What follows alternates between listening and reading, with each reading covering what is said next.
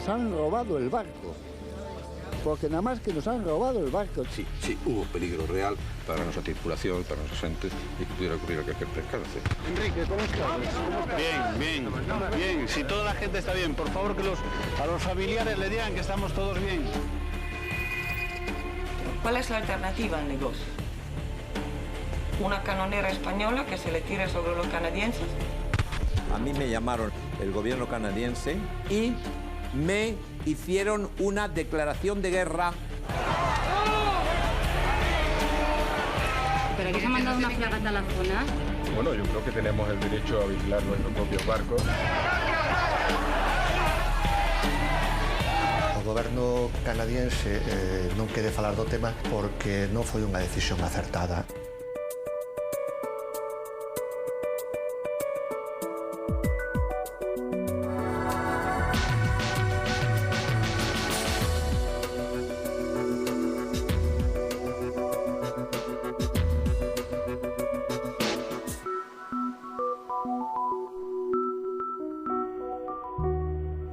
Desde hai máis de 300 anos, moitos mariñeiros galegos gañan a vida nos caladoiros dos grandes bancos situados nas costas de Terranova. Pero a medida que comezaron a escasear os recursos, comezaron tamén os problemas. Coa creación da NAFO, a Organización da Pesca do Atlántico Noroccidental, tratou de poñerse cordura na explotación dos caladoiros, pero as normas que se aprobaban no seo desta organización non convencían algúns dos seus membros. Este foi o caso de Canadá, que botaba as culpas da súa crise pesqueira á sobrepesca estranxeira. Unha das maiores industrias galegas é a pesqueira, e máis en concreto a frota conxeladora que ten a súa base aquí, en Vigo.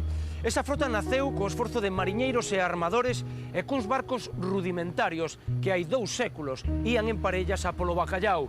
A finais dos anos 80, esa mesma frota dispuña de 106 buques, ata que de súpeto un deses barcos, o Estai, foi atacado pola Armada canadense. Comenzaba entón a Guerra do Fletán. Yo encontré la confirmación de muchos de los temores que nos veníamos preluyendo, porque hay que reconocer que el gobierno canadiense, y aquí posiblemente ya han pasado ya 15 años, pero hay que contar las cosas como fueron, el gobierno canadiense actuó muy ilegalmente en toda la contienda, desde el principio hasta el final.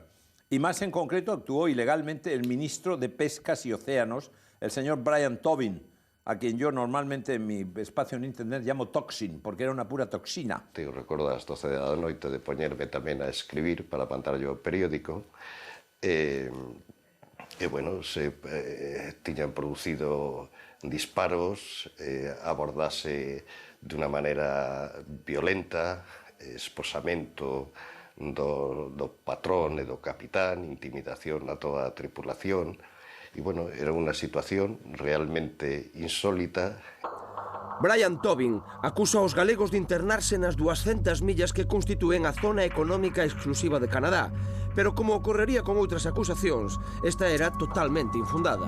Yo al verlos armados, el patrón de pesca también mandó picar los cables para salir marchando, pues estábamos a 200, en ese momento sobre 220 millas de aguas canadienses, estábamos en aguas internacionales. Eu faría mismo, se me intentan atacar eu non perdería, digamos, o tempo en virar as redes a esperar a que me aprese. Que nos estábamos faenando tranquilamente, e con a misma ven unha sodia cargada de oficiales, cargados hasta os topes de armas, e xa con as escaleiras preparadas para eles, entón nos oímos a voz do noso capitán que non embarquen a bordo. Entón eu fui un deles que lle tirei a escaleira ao mar e apuntaronme e dixeronme que me iban a pegar un tiro. Pero eu, cando dixeron pegar un tiro, pois non lle fixen caso. Estuveron navegando bastante tempo, non sei certamente canto, hasta que lle deron unhas ráfagas na proa do barco, ao redor do barco, entonces obrigaron ao capitán que parara as máquinas. Como nós íbamos en marcha libre, pois collemos e seguimos a nosa ruta, pero despois xa nos amenazou a patrullera que paráramos, tocou a misma, pegou uns disparos, tocou a misma, entón paramos as máquinas e foi cando eles se fixeron cargo do barco. El comandante del Estai estaba absolutamente destrozado. Es decir, no conseguía entender cómo le habían perseguido 2 fragatas al lado del barco hasta que le cerraron la curva y tuvo más remedio que pararse. Y yo escuché los ruidos, vamos, porque nos lo puso así el armador, los ruidos de las ametralladoras canadienses intimidando, y las cañoneras intimidando al capitán del Estay, y el capitán diciéndole al armador: ¿qué hago? ¿Qué hago?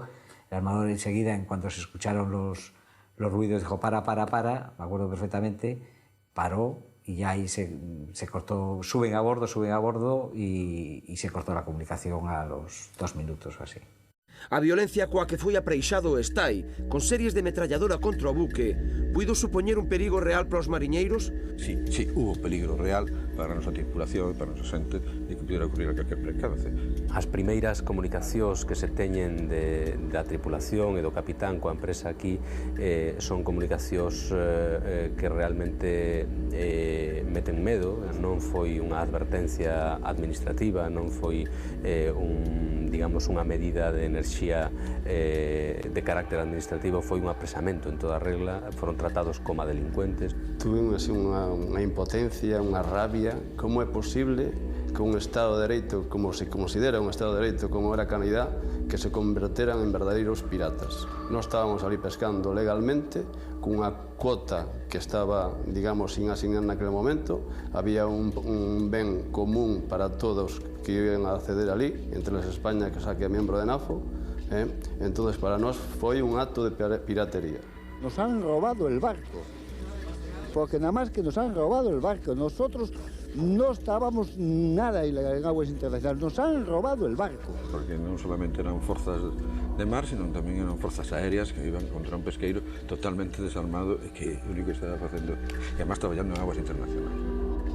Inmediatamente comeza unha carreira contra reloxo de movementos políticos e diplomáticos para tratar de liberar o Estay.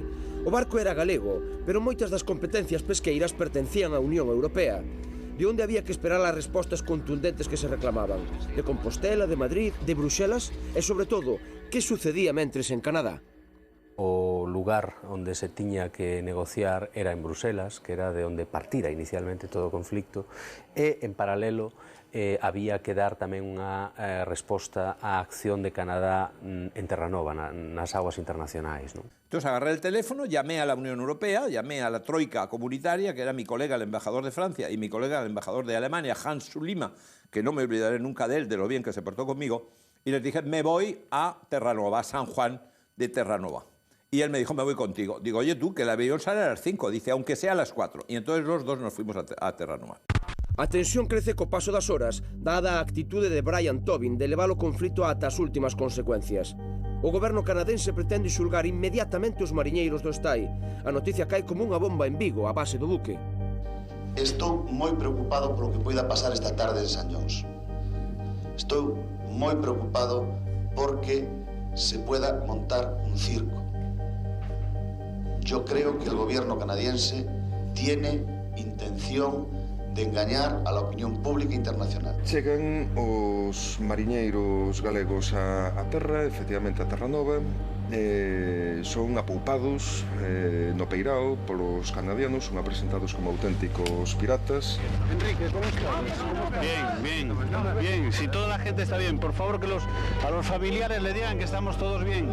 No hay problema ninguna clase. Eu recordo o capitán do barco zarandeado por un pasillo de hooligans canadienses realmente concienciados cunha situación dun xeito un pouco extraño, non? A moi poucos días de todo que ocurrira tiñan xa unha conciencia de dor, sobre todo anti-española, pois acusadísima, non era normal, non? Ver aquelo. Nos anos comunicaron ao capitán que había unha manifestación aquí. Non contábamos con tanta xente, por suposto. Tamén nos comunicaron de que non todos estaban de acuerdo. O sea, que había ambas partes, non? Hai quen estaba de acuerdo con isto e quen non estaba de acuerdo. Eu que mirei un afán de protagonismo.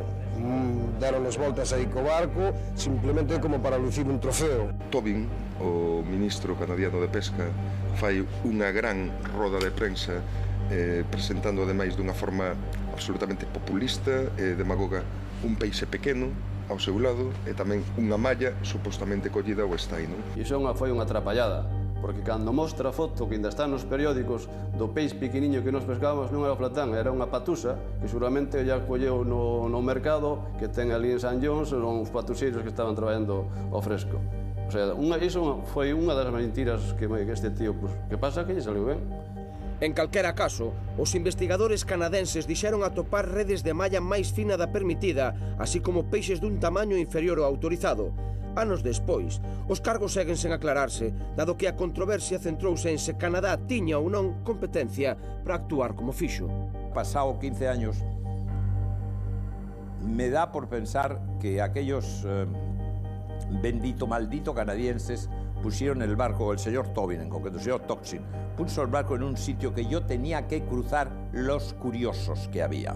No voy a decir los manifestantes, pero vamos a decirlo, porque Tobin había agitado bien a las masas, aquí viene el barco antiecológico, el que nos está destruyendo la pesca, el que está pagando todas esas cosas que se dicen en política.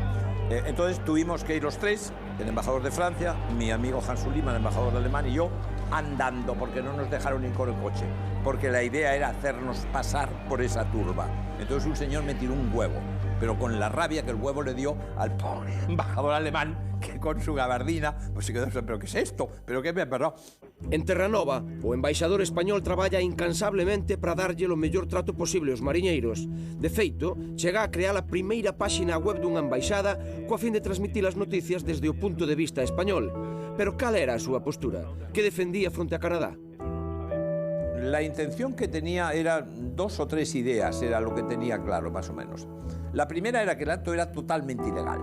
Ilegal en cualquier, siendo miembros de una misma alianza, como la NATO, como la ONU o como la NAFO, ilegal, primero. Segundo, que no tenían ningún derecho a actuar sobre el personal del barco, ningún derecho de ninguna clase. Mínimo ya el pensar en hacerles un juicio. Quen condena e quen acusa. Non hai un tribunal imparcial, que era o que nos reclamamos ao longo dos anos. Ten que haber un tribunal internacional imparcial que verifique todos os datos e que poda emitir un xuicio en base a pruebas absolutamente contrastadas. O xuizo comeza ante o estupor de todos. A parte española, co embaixador á fronte, alega a incompetencia do goberno canadense para xulgar este caso e non recoñece a súa autoridade. Esto no es más que un aplazamiento en el que se ha negado la jurisdicción y la legalidad del tribunal. Conseguen gañar tempo, pero fora, a poucos metros, o estai está a ser baleirado. Os mariñeiros falan de roubo. Un buen día me vino un marinero diciendo, mire usted, embajador, hemos mirado por la ventana y estamos viendo que nos están sacando el pescado.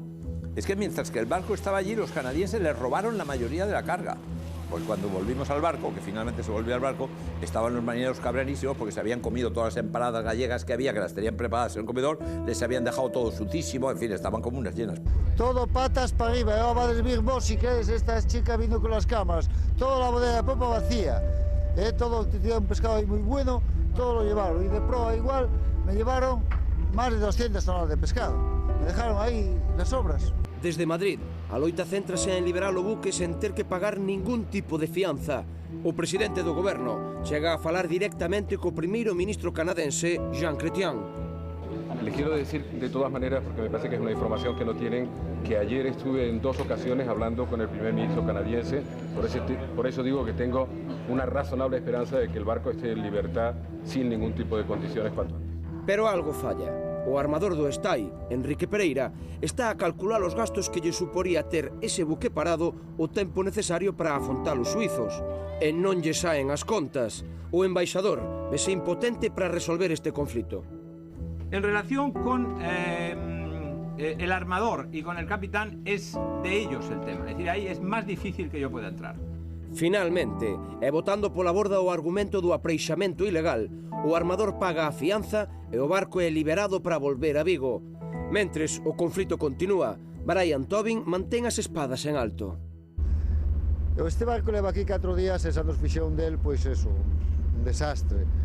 Si mentras queda aquí para que vaya a tribunal da Haya, isto vai pasar 4, 5, 6 ou 7 meses.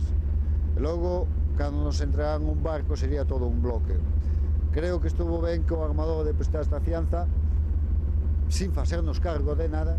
Esta fianza é para quitar o barco e conducilo a Vigo.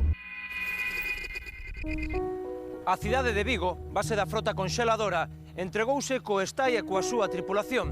Alcalde, organizacións e demais forzas vivas da cidade trataron de arroupar os mariñeiros na súa volta á casa, pero pouco puideron facer, máis que consolalos e amosar o seu descontento en manifestacións que se deron aquí diante do Concello e na Porta do Sol.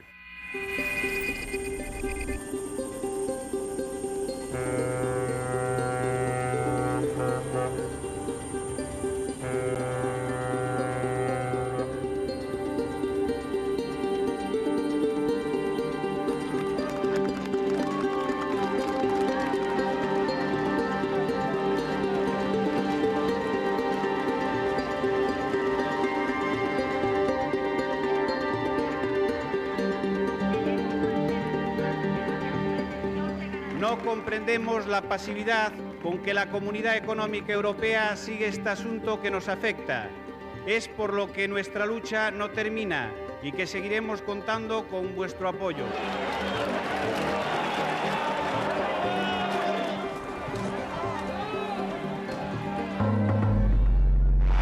O ministro de Pesca canadense quere dar unha lección aos piratas galegos e planea o arresto de máis buques. Mentres, chega aos grandes bancos unha patrulleira da Armada Española. Estánse involucrando barcos de guerra nun conflito que en principio parecía só comercial. ¿Para qué se ha mandado una fragata a la zona? Bueno, yo creo que tenemos el derecho a vigilar nuestros propios barcos. El gobierno le dio a la Armada orden de proteger que nuestros pesqueros en la zona implicada, pesquerías del Atlántico Norte, tuviesen posibilidad de hacerlo. Era primeiro unha resposta que o que tentaba facer era tranquilizar a xente daqui e, en segundo lugar, tamén decirlle a Canadá, oiga, mire, usted non pode utilizar a forza en un acto deste tipo e esperar que todo o mundo se quede quieto. O que se enviou de aquí pola presión popular foi unha patrulleira, unha pobre patrulleira, apenas armada e, ademais, insuficiente absolutamente para chegar a amplia zona no que faenaban o conxunto dos congeladores. El esfuerzo que hizo la Armada fue tan grande que llegamos a tener hasta 3 patrulleros simultáneamente para defender a los pesqueros de aquella zona. Pero foi unha medida propagandística, non real. En ningún momento houbo a intención de plantar cara a Canadá. E ademais é que non era tampouco un problema militar.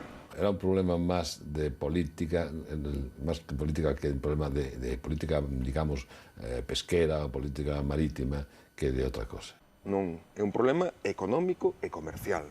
Eu, aseguro que se a Unión Europea e se o Estado español quixeran modificar a actitude canadiana por esa outra vía máis diplomática, máis económica e comercial, sin dúbida se teria conseguido. Eu penso ben.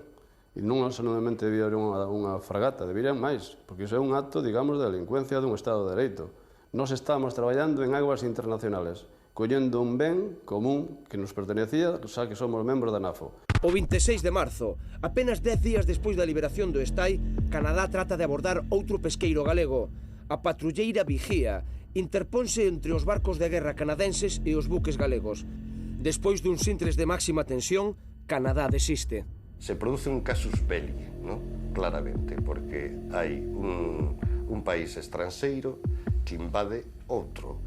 O Estai era territorio español. Nos llegaban noticias de que había una política casi de prebélica en Canadá. En Madrid, lo que me decían constantemente desde el mes de enero que empezó el conflicto, y estamos ya hablando del mes de abril o el mes de mayo, era que yo no hablara mucho para no bilateralizar el tema, para que el tema nos hiciera España-Canadá. Claro, aí as competencias ya pasaban ao goberno español, Ministerio de Asuntos Exteriores e tal, pero ni siquiera o goberno español asume esa responsabilidad de encararse a Canadá personalmente, sino que despraza o conflicto ao ámbito da Unión Europea para darlle máis peso ao enfrentarse con Canadá.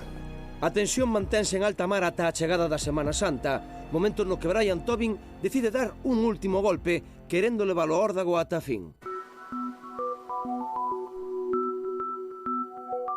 A mí me llamaron la noche de Viernes Santo de 1995 el gobierno canadiense diciéndome que no me moviera porque tenía un mensaje muy urgente. Decía, mire usted, yo me muevo lo que quiero, soy el embajador de España y me puedo mover a donde quiera. Dice, usted esté ahí sin moverse porque a las 8 le vamos a citar. Me anunciaron que habían convocado un consejo de ministros urgentísimo y me hicieron una declaración de guerra, ya se puede contar.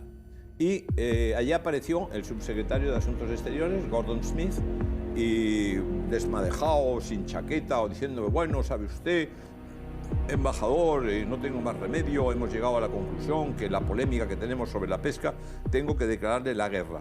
Y me entregó un papel que eran las Rules of Engagement. Pero la cosa la precipitaron los canadienses aprovechando que era Viernes Santo. El ministro de Asuntos Exteriores, Solana, estaba ilocalizable, yo creo que en Cantabria. El señor Felipe González estaba ilocalizable, no sé dónde estaba, pero conseguí hablar con su jefe de gabinete y pude comunicarles oficialmente la declaración de guerra. Dado o incrible da situación, o goberno español trata de non lle dar moita publicidade ao asunto e asume que a actuación do goberno canadense é un farol. Diante das ameazas de Tobin, non envían máis barcos de guerra que as patrulleiras xa involucradas. Hubo una limitación, como dije desde el principio, positiva del gobierno de mandar únicamente patrulleros. O sea, y jamás se pensó en mandar ni unas fragatas ni un destructor. España quiso demostrar que tenían derecho a pescar en esas aguas y implicó los medios apropiados para manter ese derecho. O que chamou, que o nome de guerra de Fletán como un reconocemento daquela situación tal, non se supuso, por lo menos eu penso por parte de España, en que aquelo pudera desembocar en ningún tipo de guerra, non? O que sí foi unha utilización do nacionalismo canadiense, porque eu creo que nunca o tiveron como en aquela época, foi un acoso por parte de Canadá directamente ao Estado español a través destas actuaciones, porque a Canadá non lle interesaba en ningún momento un enfrentamento con a Unión Europea. No. Actuaron de zona bilateral, es decir, de ti a mí. Pero realmente voy a insistir en que la palabra bélica no es apropiada. O sea, fue una crisis aguda, una crisis entre dos países amigos, dos países miembros de la misma organización militar, y una crisis que nunca debió haber sucedido. Pero las personas son así y los mundos son como son, y yo creo que la actuación del gobierno español, en general de España, fue magnífica para demostrar, yo mantengo esto porque corresponde, pero yo no implico medios no apropiados a esta crisis, y si tú te pasas, es tu problema. Non había o clima social, ¿no?, suficiente, non había ese caldo de cultivo para que, bueno, que aquí estuviéramos dispostos a ir a pegar tíos a Canadá ou a ninguna outra parte, ¿no? Non sempre tivemos moi claro, demais, que o noso problema non era exactamente Canadá. O noso problema era a situación de inferioridade e de residualización que tiña a flota pesqueira galega dentro do Estado español e da Unión Europea. E claro, nese contexto, Canadá ou quen quixer pode facer o que queira en relación coa nosa flota. O momento de maior tensión chega ao coñecerse que Canadá decide enviar 2 fragatas e incluso medios aéreos contra quen se opoña a un novo apreixamento. Trascende tamén que as ordes que teñen son de abrir fogo se é necesario. Porén, dase a casualidade de que tanto o xefe das forzas españolas, o galego Gabriel Portal, como o canadense Chatelain, eran vellos coñecidos e amigos. El hecho de implicar fuerzas con fuerza fue ese aviso y la recomendación canadiense, retirar los barcos. Nos llegó vía Madrid, me llegó a mí, y inmediatamente dijimos a los patrulleros, manda a todos los pesqueros que hay por ahí, retirados por fuera de las millas que quiere nuestro amigo Tobin para evitar problemas. Yo conocía muy bien a los dos. Yo conocía muy bien a Chatelain y conocía muy bien a Gabriel Portal Antón. Yo, conociéndose a los dos, llego a pensar, sin saberlo, llego a pensar que ellos acordaran tácitamente de no atacarse los unos a los otros. O sea, yo los conocía a él, pero el contacto fue en Madrid, directamente con él, en Madrid, el almirante Acedo, directamente con él. Usa información que es solamente la cosa de decirle, salen las fragatas. Mi opinión es que debió retirarlos. Un acuerdo de amigos, nada más. Esa noche, con la Unión Europea, consiguieron llegar a un acuerdo de pesca Canadá, Unión Europea, en el que se nos rebajaban yo creo que casi 40.000 toneladas de pesca. Efectivamente, a decisión do goberno español é fulminante, ceder nas negociacións en Bruxelas. Esa mesma noite quedaría rematado o conflito do fretán coa chegada dun fax urxente a Canadá dándolle lo que piden. Aínda así, Brian Tobin era partidario de seguir adiante co apreixamento, algo que só o primeiro ministro Chrétien conseguiu parar cunha chamada directa aos barcos de guerra. Na Guerra do Fletán foron moitas as reaccións políticas. Estiveron á altura dos acontecementos. No caso da Xunta de Galicia, tiña potestade para defender un dos sectores punteiros do país. Respondeu ás expectativas. O marxe da Xunta de Galicia realmente estaba limitado, é dicir, era un conflicto que sobrepasaba bastante as fronteiras autonómicas galegas, non? A presión fronte ao goberno de España e fronte ás autoridades de Bruselas pudo haber tido un carácter pois de maior enerxía, non? Eu creo que a reacción foi fundamentalmente estética, sexual, aparencial, non? No caso da Xunta de Galiza, mesmo se intentan apropiar fraga daquela, pois dese sentimento social de indignación frente ao que estaba pasando, non? Medidas prácticas non houbo en absoluto. Esto es un campo difícil porque esto es un mundo global y claro, ahí que una comunidad autónoma participe en términos globales asignando convenios non é fácil, nin é doado, nin é constitucionalmente aceptado en España. A solución tiña que vir dende Bruselas ou dende unha vía directa entre Madrid e Ottawa, non? Nós fomos a primeira comunidade autónoma daquela época dos 15 Estados membros que decidimos acompañar en a demanda aos armadores e a primeira vez que un europeo reconoceu a presencia de unha comunidade autónoma en ese tipo de demandas.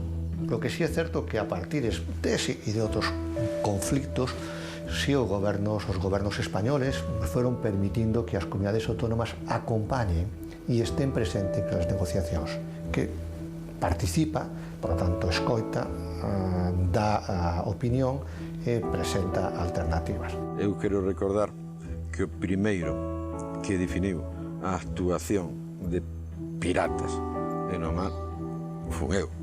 É que, desde logo, en esta acción internacional, pensamos todos que non, a Unión Europea non debe baixar, ni moitísimo menos, a presión sobre Canadá, e que non debe, por suposto, facer ningún tipo de negociación, ni sobre a flota que está ali pescando, que pode ir pescando, ni sobre o STAI que está ali. Eu primeiro que dixo así as cousas claras, con eu, cousa que non gustou, efectivamente, que a xente do goberno central que dixera eso dun país como Canadá, pois que non foi ali, non se presentou en NAFO dentro a bordo da patrulleira, pois non foi, lamentablemente non foi, pero a mellor me hubiera gustado ir, a mellor outros venden moito o que fan e non fan nada, outros a mellor fan algo e non venden tanto, pero bueno, eso é a vida mesma, non?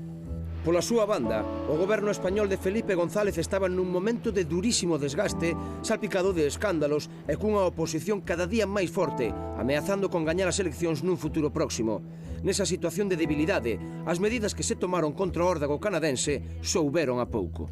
O propio presidente González anunciou medidas de carácter diplomático contra Canadá. De feito, creo lembrar que se impedía aos canadianos visitar o noso país se non tiñan un visado. Naquel momento foi unha medida de forza. Anuncié ya al embajador, es ir poniendo en marcha medidas cada vez más intensas desde el punto de vista de nuestras relaciones bilaterales, que pueden empezar por la libre circulación de personas, pueden empezar por acuerdos de cooperación que pueden darse que podemos empezar a darlos por retirados en este momento. Vamos a parar todas las visitas oficiales que estaban planeadas entre España y Canadá, en tanto en cuanto no se resuelva el tema. Hai organismos internacionais que nin se tocaron, non? Por parte do goberno español e da Unión Europea. E, sobre todo, o outro, evitar que se tivera que chegar a esa situación dicíndolles previamente aos canadianos e ao goberno canadiano pois que, cuidado, que non se pode actuar como se foran auténticos vaqueiros polo medio do Océano Atlántico, non? El gobierno español, igual que cualquier gobierno del mundo, cuando tiene un sector estratégico, aunque pertenezca a una comunidad autónoma determinada, tiene que tener un plan, tiene que tener una política. Desgraciadamente, yo ya llevo desde el año 88 en esto, no he visto nunca una estrategia para el sector. pesquero, extractivo, de ningún gobierno, de ninguno. Y yo creo que es lo que falta. Canadá sí la tuvo. Canadá tenía esa estrategia y además bien planificada, llevaba años con la misma y la puso en práctica y le ha salido bien. A verdad que non nos sentimos defendidos. Tanto así que despois o armador que foi do Estai, que foi apresado ao barco, recorriu a sentencia onde había salido culpable, recorriu a sentencia hasta ante, digamos, Europa, en Bruselas, e lle saliu perdendo. No caso da Unión Europea, resalta un nome propio, Emma Bonino, a que fora comisaria de pesca, viviu un dos conflitos máis graves dentro do seu departamento. Como respondeu desde o seu posto clave? Porque se ha negociado con un país que ha violado la legislación marítima internacional y además poniendo en peligro, en grave peligro, a marineros gallegos, incluso hasta pudo haber habido muertos incluso. Es decir, ¿por qué se negocia bajo esa premisa? No, perdón. ¿Cuál es la alternativa al negocio? ¿Una canonera española que se le tire sobre los canadienses? Pues yo supongo que ahí había intereses de parte. Es decir, Inglaterra tenía su dominio de Canadá que no quería molestar, evidentemente estaba por allá. Francia tenía el problema de Quebec y tampoco quería estar. Y Portugal salió del canto como pudo. Pues Europa se divide en materia pesquera en dos grandes grupos.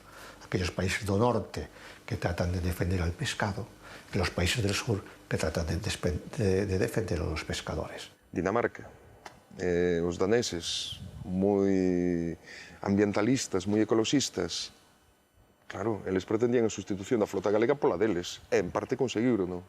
Os británicos, exactamente igual, non? Lo único instrumento que no sea la guerra en una canonera española era posiblemente, puede ser, un instrumento de sanción económica y comercial. Todo el mundo sabe que por razones diferentes, Reino Unido y Reino Unido sobre todo, declaró que no había posibilidad de sanciones. A comisaria funcionou, reaccionou, trasladou pois todo aquilo que se foi acordando nas instancias comunitarias que impulsou o goberno de España, que era o primeiro interesado, entre outras cousas, porque o buque que estaba apresado era de bandeira española. Ela seguro que quería actuar en contra deste tipo de acoso y presentar un panorama de equilibrio sostible, pero los propios ministros de pesca que este gran debate din que non. Bueno, nós temos rido moitísimo así da comisaria daquela de pesca, Emma Bonino, de comisarios posteriores, houve despois dela un austríaco, que como sabedes, Austria ten unha zona de ribeira e de mar, unha flota pesqueira impresionante, non? Porque normalmente utilizan argumentos, digamos, tipo Wonderland, maravillosos no plano das ideas, teórico, pero a hora de baixar a realidade e a singularidade da flota pesqueira galega non teñen absolutamente ningún tipo de sentido, non? Yo creo que fui firme en defender el derecho y el derecho internacional. No puedo multiplicar los peces. Eso lo hice alguien hace 2000 años, es un milagro que no se repite, y enfrente de esta situación tenemos que buscar soluciones aún duras, pero con medidas de acompañamiento que la Unión está aprovechando para todos.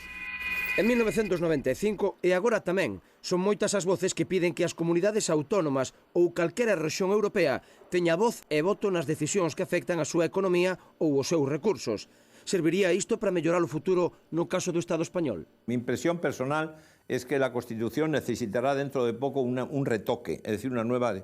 Y tenemos que ir pensando hacia la posibilidad de tener un Estado español federal, es decir, con todas las autonomías, y que en ese caso habría que ampliar las competencias de las autonomías. A actuación dos ingleses durante o conflicto do Fletán foi de total apoio aos canadenses. Incluso os xornais británicos, tanto os da prensa seria como o Times, ou os sensacionalistas como o Sunday Times, falaban dos lazos de sangue que unían a británicos e canadenses. Todo o contrario que cos galegos e españois, dos que dicían que viñan da raza íbera, procedente de África. 15 anos despois, os ingleses tampouco queren falar deste tema. Os medios de comunicación británicos foron moi duros referíndose á flota española. Se referían a nós como objetivo, como los españoles, como el grupo que, entre comillas, piratea los bancos de pesca.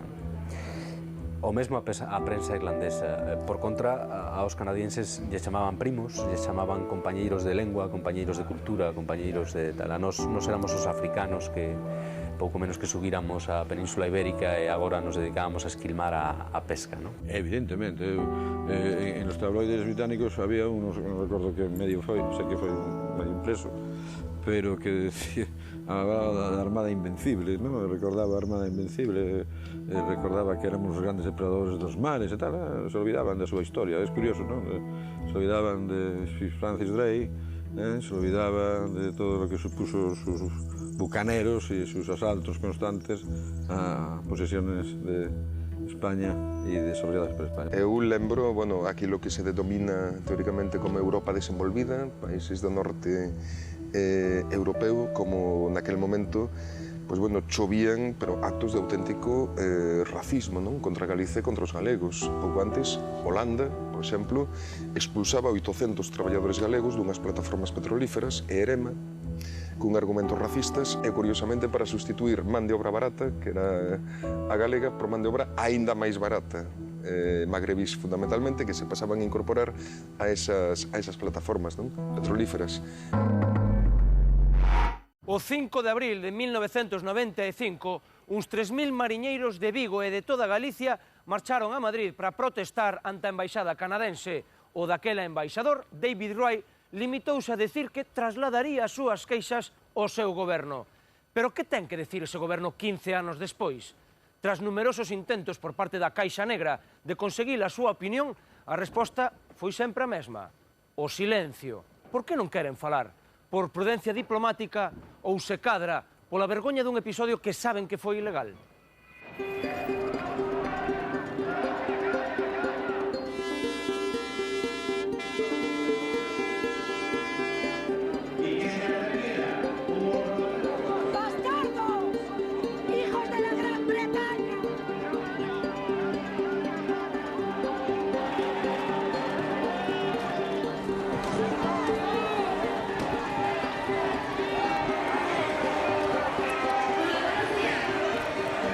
Eu creo que neste momento británicos ou canadianos non queren falar da cuestión precisamente porque o conflito non está definitivamente rematado. Pode estalo no caso concreto do Estai, pero o problema de quen pesca e como se pesca en augas do Atlántico Norte non está resolto. O goberno canadiense non quere falar do tema, a meu xuicio, porque non foi unha decisión acertada naquel momento. Eles miraron a pesquería española como causante da sobreexplotación e logo os informes biolóxicos demostraron que foron a flota canadiense a causante desa sobreexplotación. Por tanto, queren olvidar o tema. Que interés terán os embaixadores ou as autoridades canadianas ou inglesas en pedir perdón? Pois isto xa pasou, o olvido, desgraciadamente, e ao mesmo tempo xa teñen unha relación políticamente correcta incluso co noso país, incluso ca nosa autonomía. Despois do remuiño dun conflito que a piques puido rematar en desgraza, cabería preguntarse: por que pasou todo isto? Cales foron as causas reais atrás deste enfrontamento entre dous países amigos? Canadá, en aquel momento, por presión política interna, presentábase ás eleccións o que era ministro de Pesca, que foi el actor número 1 de todos os famosos incidentes, pois o que buscaba era quitarlle ou reducir e quitar e eliminar a presencia de buques estranxeiros, portugueses e españoles, fundamentalmente en as aguas de Nafo, para concederlle ese tipo de cuotas a los pesquerías de outros países estranxeiros que teñan moi pouca flota e, sobre todo, os nacionais. Naquel momento había moitos problemas coas pesquerías interiores que xestionaban eles e que tiñan a moita xente en Terranova pois, con subsidios de desemprego ou a piques de rematarlles, con moitas dificultades pasando mal económicamente, non? Porque tiñan problemas coa xestión das súas pesquerías. E a mí me parece máis que a súa reacción foi unha contrarreacción a ese problema que estaban tendo a nivel interno que a cuestións de pesca internacional. Newfoundland is the province with the lowest per capita income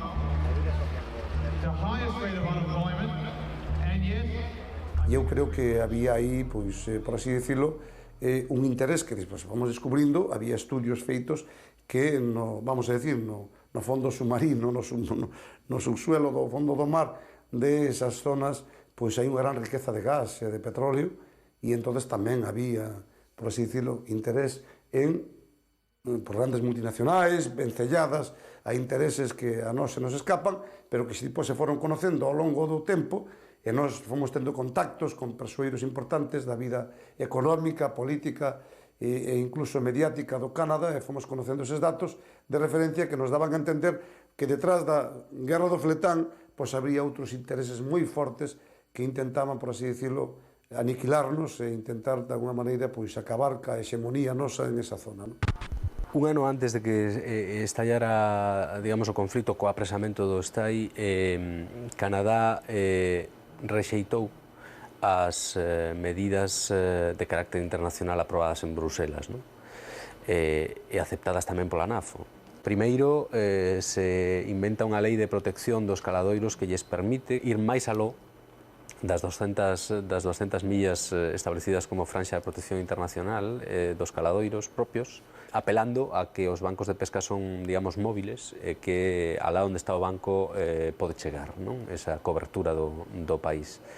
E despois restrinxen o número de capturas previstas para os barcos españois e empezan as amenazas xa directas sobre calqueira barco que sexa detectado con máis capturas das que Canadá di que se poden conseguir, que se poden pescar ali, as amenazas directas, digo, para facer algo contundente contra esos barcos. Si democráticamente les convencen a maior parte dos estados miembros dos órganos de Nacións Unidas competentes nesa materia, pois tendremos que apechugar.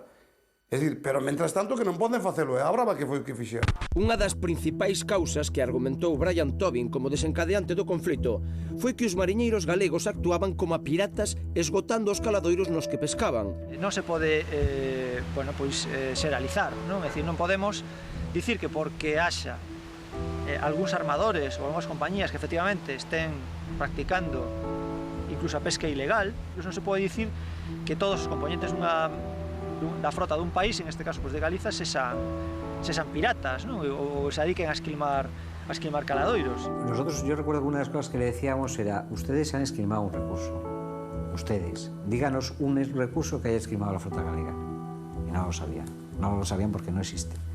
Eles fano curiosamente coas focas, co bacallau, con todo o que se lle pon diante, pero o problema para eles é así o venderon internacionalmente e dunha forma, ademais, bastante inteligente, gozando mesmo do apoio e a complicidade dunha entidade como Greenpeace, por exemplo, que adoptou un papel absolutamente antigalego durante todo ese proceso. E Greenpeace, como ben dixe, a actitude que tivo, desde logo foi un pouco miope, porque se deixou enganar polo que logo se demostrou, os propios tribunais o demostraron, que foi un puro e simple interés comercial, unha decisión absolutamente arbitraria e contraria á legislación internacional que tomou o goberno canadiano, e concretamente o seu ministro de Pesca. Como cosa anecdótica, recuerdo que leí en algún medio de comunicación que a empresa de comunicación que contratou o señor Brian Tobin foi a mesma que despois fixo campaña sobre Irak del señor Bush.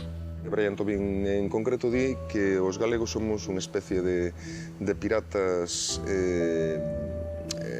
que esquilmamos todos os mares do mundo e que tamén estamos esquilmando o Océano Atlántico.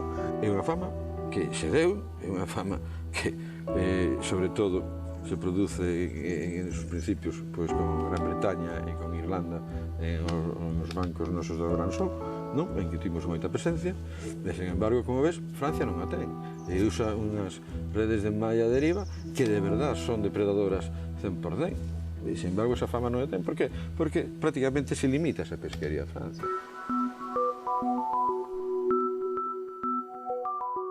Cales foron as consecuencias da Guerra do Fletán para Galicia?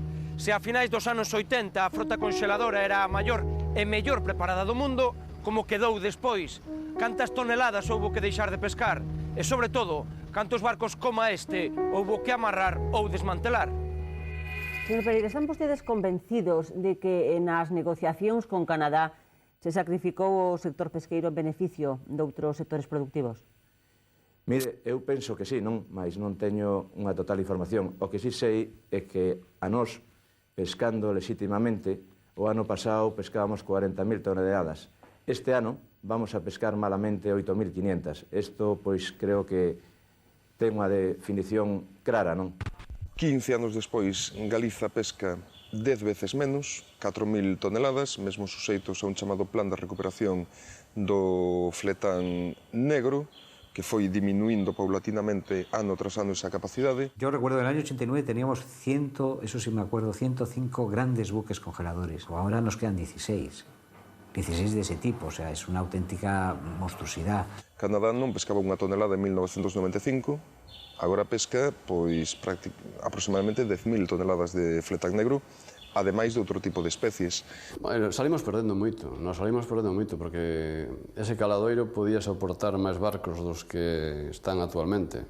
Máis cuota nos podía soportar ese caladoiro do que está actualmente asignada para cada ano e para cada nación, para cada país. Ao longo do tempo se foi demostrando que, primeiro, Canadá non podía definir ela soa unhas cuotas para o resto dos países, nin para a Unión Europea, que a Unión Europea nese sentido saliu ganando, que nese ano 1995, no que se foi ao presidimento do STAI, España presidiu o segundo semestre dese ano a Unión Europea. E fixemos, en decembro dese ano, eu creo que un dos mellores consellos de ministros de pesca da Unión Europea a todos os tempos, con respecto aos intereses de España, quero dicir, polo que conseguimos en canto a posibilidades de pesca, non?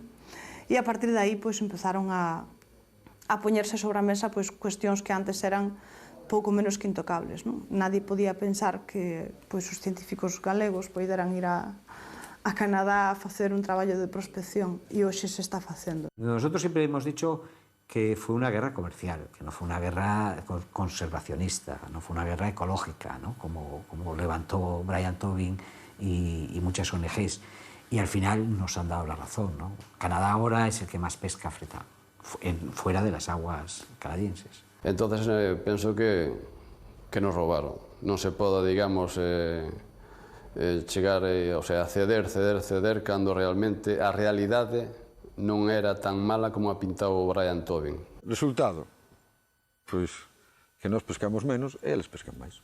Despois da crise e pasados uns anos, a situación entre Canadá e España cambiou radicalmente.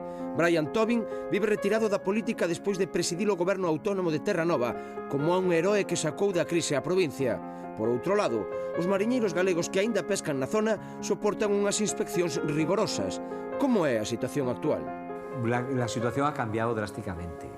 Ha habido un acercamiento ya hace 8, 6, 7 años, no recuerdo exactamente la fecha, en donde se produce un giro de 180 grados, donde a nivel de embajadores, a nivel de Galicia y a nivel de Madrid, se produce ese acercamiento y entonces se produce también ese acercamiento a nivel de sectores. A cooperación sí, pero a cooperación despois de que acabaron con nós. A cooperación sí, pero sin pedir perdón polo daño que nos fixeron. A cooperación sí, pero a cambio de que? Me parece que haxa que temos que ter, digamos, non unha belexerancia permanente, que temos que ter unha atitude de, si cabe, de recuperación da amizade, non? O exemplo deste do que está sucedendo ahora neste caladoiro de Nafo, e agora se está implantando noutros, no de Irminger e en Noruega, se o levan efectuando fai tempo, non? É unha inspección casi semanal. Traen os inspectores NAFOS a bordo e fan as inspeccións. Pero bueno, nós sabemos claramente, sabe todo o mundo, que baixo paraguas de NAFO, Canadá está facendo o seu caponsaio. Que Canadá actúa ca bandeira de NAFO, pero actúa con criterios unilaterales. Iso é unha presión continua, non? Eu poño un exemplo que é o mismo que ir de aquí a Pontevedra, que che veña, digamos, a policía de tráfico, mismo detrás túa para ver se ti cometes un erro. E eu creo que eso foi un punto de inflexión desde a perspectiva negativa e nos levou ao longo destes últimos anos pois, a unha pérdida progresiva, digamos, tanto na credibilidade nos foros internacionales como no perxuicio, por así decirlo, aos intereses da nosa flota, digamos, desde o punto de vista da capacidade de pesca, non? de recuperación de taxa e cuotas que se foron perdendo dunha forma inexorable nos últimos anos. Os galegos sempre fomos os pioneiros en o sector das expedicións.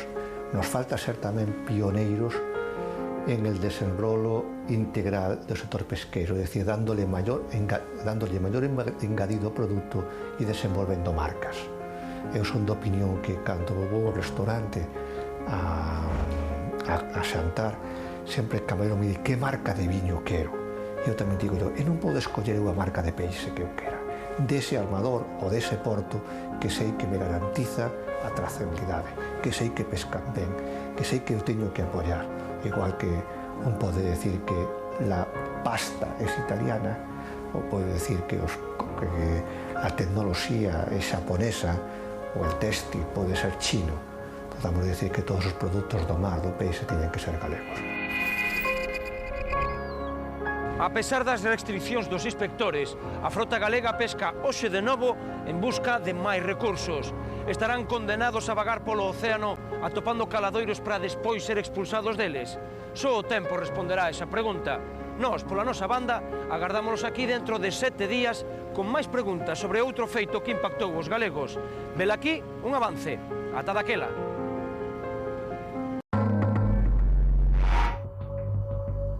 Lo que más me impactó fue un puente derribado y el carácter gigantesco de la plataforma, hasta el punto de que uno no se explica cómo podía haber llegado la plataforma por la ría hasta chocar con el puente. A silueta do barco víase no ceo e eu dixen, pero isto non é un barco calquera, crendo que era unha lanchiña normal que chocara coa ponte. Ese día las estrachas fallaron todas.